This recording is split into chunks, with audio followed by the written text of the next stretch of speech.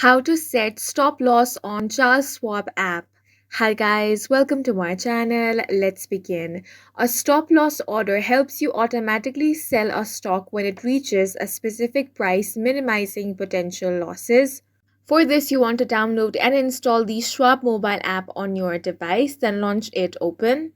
Now, you want to log into your account by entering your credentials. Once you have been logged in, you want to tap on the trade option at the bottom menu, then select the stock. You want to search for the ticker symbol of the stock you want to protect.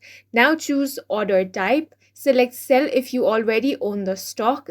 Then tap order type and select either stop market or stop limit. Then you want to set the stop price. Enter the price at which you want to trigger the stop loss. Now you want to choose the time in force. Day order means the order is valid only for that trading day. Good till cancelled means the order stays active until it executes or is manually cancelled. Then you want to double check all the details and tap on the submit option. And that's it for this video. If you found it helpful, please make sure to hit the like button and subscribe for more videos like this.